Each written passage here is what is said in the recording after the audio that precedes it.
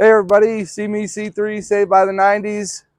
Came back to Harper down here in Alcoa, Tennessee.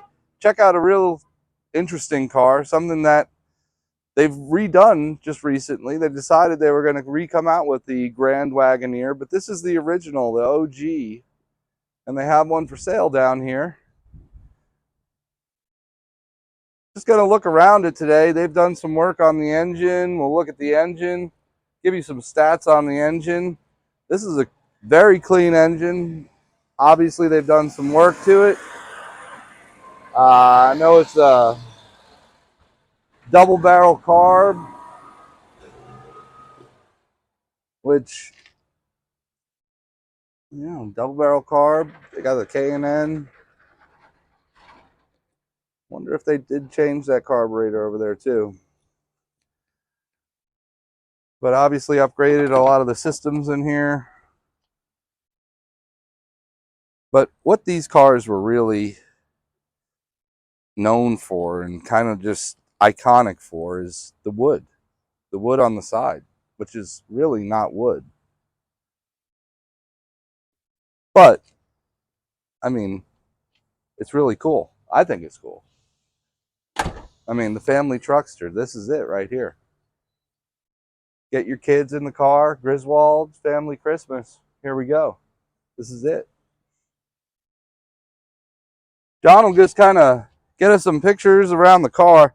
Now, we can't take her for a ride. I really wish we could take her for a ride, but we can take her for a ride today. She sat a little bit and needs some attention, apparently. Maybe the fuel system got a little clogged up. Fuel lines, fuel pump, potentially. Maybe if we get to make... There's planes here too, by the way.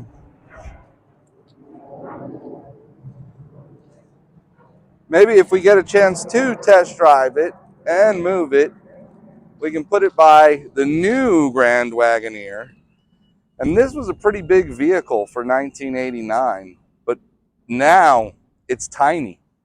I mean, if you look around at some of the other vehicles, even the Durango looks kind of bigger than the Grand Wagoneer, which was the biggest vehicle they had back in the day, for Chrysler Jeep product. I mean, this was do everything, put everybody in the car, four-wheel drive, get her done. I'm going to lower this hood just so we can get a nice shot of the actual car. And the paint on it's really nice. It's got some dust on her. Should clean up really nice, though. It's got a really nice metallic finish in it. So let's go ahead and jump inside this thing, and this thing is in amazing shape. John noticed first things first that there's power seats, and I don't even know how this thing goes back, but it doesn't want to go back for some reason. Oh, it goes up, down, that way, this way. Yeah, it might not go back right now, so I'll have to squeeze myself in there. Squeeze me as I get in here. John's going to get in a little closer. We're going to take a look at how now primitive this is, but back in the day, how this was so high-tech and cool. And obviously 1989, we don't have a lot of features that we have today. Cruise control, tilt steering, big thing, 1989, okay? So that's basically what you're going to get. But we got the four-wheel drive system. Everything on here is power. Look at these old handles. I mean, they're just so cool. And I love these windows too. Back in the day, you had these windows. I don't know how you open it. I think you got to push this, and you had this little window, and it was just great just to get that breeze right down in the crotch area. John, don't look at my crotch. Anyway, but that's how, that's how you would cool yourself down. If you were a smoker, old cigarette out the side thing. But yeah, it's pretty roomy. What do you think, John, inside there? I mean, I'm a little long, so I don't exactly fit great. But once once you're in it, I mean, I even got space with this seat all the way up, so I mean, you can make it work if need be. John's pretty tall. We're gonna go ahead and put him in the back seat. Let's see how he fits in this back seat of this. All right, John, go ahead. I mean, again, today's standards, realistically, if we got into a back of one of these other SUVs, Honestly, I think I'd fit worse. We can find the seat that's up more. These seats are comfy. the seats are very comfortable. I mean, they're, you know, these are the back in the day, just old, they literally were just cushions. Nice and comfy.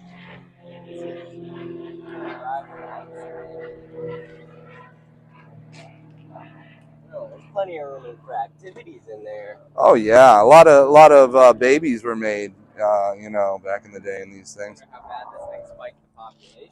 Yeah. Now, if we could figure out how to open this trunk, I'd love to see if they have the back jump seat. Maybe John can try to figure this out here. And maybe even a button inside. I mean, back to the, they were trying to get more and more sophisticated with the technologies.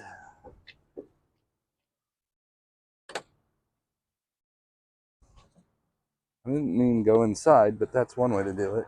No. All right, wrapping up here today with Carl, the Grand Wagoneer, available here at Harper in Alcoa, Tennessee. Now, we're going to show you some stuff that in the video. You've probably already seen it because I'm talking about it now. But anyways, in the video, we kind of did a comparison of the two and how this vehicle changed.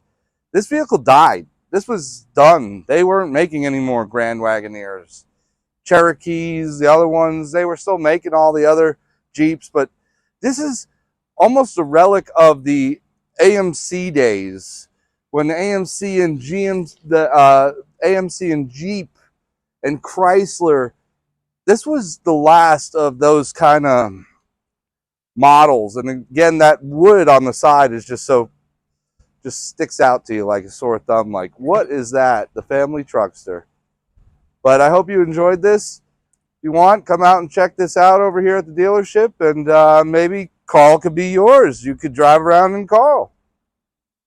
Thanks for watching.